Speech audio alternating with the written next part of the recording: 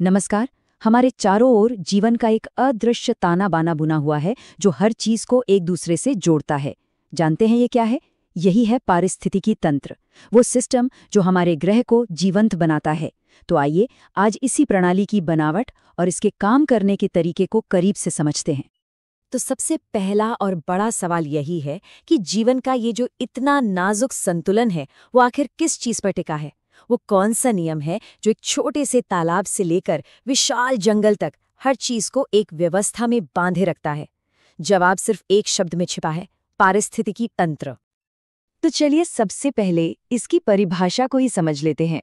देखिए, पारिस्थितिकी तंत्र को अक्सर पारिस्थितिकी यानी इकोलॉजी की फंडामेंटल यूनिट कहा जाता है, और ये बिल्कुल सही भी है। अगर बिल्कुल सीधे शब्दों में कहूं तो एक पारिस्थितिकी तंत्र एक ऐसा समुदाय है जहां जीवित जीव जैसे कि पौधे और जानवर और निर्जीव तत्व जैसे हवा, पानी और मिट्टी एक दूसरे के साथ मिलकर काम करते हैं। इसे आप एक आत्मनिर्भर शहर की तरह समझिए, जहां हर एक नागरिक और हर संसाधन की अपनी एक तय भूमिका है। तो सवाल उठता है कि इस कुदरती शहर की रूपरेखा क्या है? इसे बनाने वाले वो कौन से मुख्य घटक हैं जो एक साथ मिलकर इस पूरे सिस्टम को चलाते हैं? देखिए, हर पारिस्थितिकी तंत्र के दो मुख्य हिस्से होते हैं। एक तरफ है जैविक घटक, यानी सभी जीवित या कभी जीवित रही चीजें जैसे पेड़ पौधे, जानवर और छोटे छोटे जीवाणु। और दूसरी तरफ है अजैविक घटक, यानी वो निर्जीव वातावरण जो जीवन को आधार देता है, जैसे पानी, चट्टानें और सूरज की रोशनी। ये दोनों हमेशा एक दूसरे के साथ मिलकर ही काम करते हैं।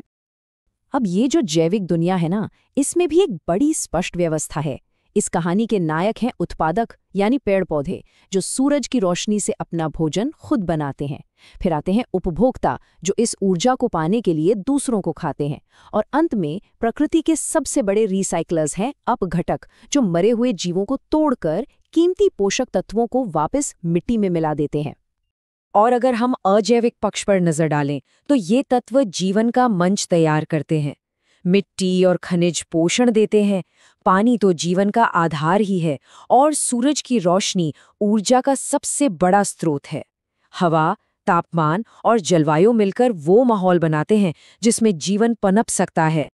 ठीक है, तो हमने इस सिस्टम के सारे हिस्से देख लिए, पर ये स्थिर हिस्से मिलकर एक गतिशील, एक जिंदा प्रणाली कैसे बनते हैं? इसका जवाब उनके कामों में छिपा है, जो इस पूरी रूपरेखा में जान डाल देते हैं। पहला और सबसे महत्वपूर्ण काम है ऊर्जा का प्रवाह, और यहाँ प्रकृति का एक बहुत ही सख्त नियम है। ऊर्जा का प्रवाह हमेशा एक तरफा होता है। ये एक ऐसी सड़क है जिस पर वापसी का कोई रास्ता नहीं। ये हमेशा सूरज से शुरू होकर खाद्य श्रृंखला में आगे ही बढ़ती है। ऊर्जा का यह सफर बिल्कुल सीधा साधा है। सूरज अपनी ऊर्जा भेजता है, जिसे उत्पादक यानी पौधे केमिकल एनर्जी या भोजन में बदल देते हैं। और जब कोई उपभोक्ता इन पौधों को या किसी और जीव को खाता है तो वही ऊर्जा एक शरीर से दूसरे शरीर में चली जाती है। लेकिन जहां ऊर्जा एक तरफा बहती है, वहीं पोषक तत्व प्रकृति के महान रिसाइक्लर्स हैं। कार्बन, नाइट्रोजन और पानी जैसे जीवन के लिए जरूरी तत्व कभी खत्म नहीं होते। वे एक अंतहीन चक्र में जीवित और निर्जीव दुनिया के बीच घूमते रहते हैं। इसी को हम पोषक तत्व चक्रण कहते हैं। तो इस चक्र को चलाता कौन है? यहाँ पर अब घटकों की भूमिका सामने आती है। बैक्टीरिया और कवक जैसे सूक्ष्म जीव मरे हुए शरीर को तोड़ते हैं और उनमें बंद कीमती पोषक तत्वों को वापस मिट्टी में लौटा देते हैं, ताकि पौधे उन्हें फिर से इस्तेमाल कर सकें। ये सचमुच प्रकृति की अपनी शानदार रिसाइकलिंग प्रणाली है। चलिए, ये तो हो गई पारिस्थितिकी तंत्र के काम करने की बात। लेकिन सवाल ये है कि ये सब हमारे लिए मायने क्यों रखता है? इसका हमारी दुनिया और हमारी जिंदगी से क्या लेना देना है?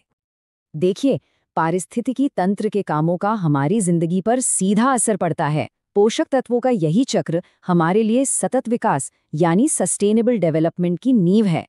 जब हम जैव विविधता का संरक्षण करते हैं तो हम असल में जलवायु परिवर्तन जैसी बड़ी बड़ी समस्याओं का समाधान खोज रहे होते हैं, और पारिस्थितिकी का संतुलन ही हमारे प्राकृतिक संसाधनों का संरक्षण करता है। और ये पारिस्थितिकी तंत्र कहीं दूर नहीं, हमारे चारों ओर है। जमीन पर घने जंगलों से लेकर खुले घास के मैदानों और तपते रेगिस्तानों तक, और पानी में एक शांत तालाब की अपनी छोटी सी दुनिया से लेकर नदियों और विशाल महासागरों की गहराइयों तक हर जगह जीवन का यही ताना बाना काम कर रहा है। और अंत में ये समझना बेहद जरूरी है कि इन प्रणालियों का स्वास्थ्य सीधे तौर पर हमारे भविष्य से जुड़ा है और इस संतुलन को बनाए रखना हम सभी की एक साझा जिम्मेदारी है। शायद एक विचार इस पूरी चर्चा का सार बता सकता है।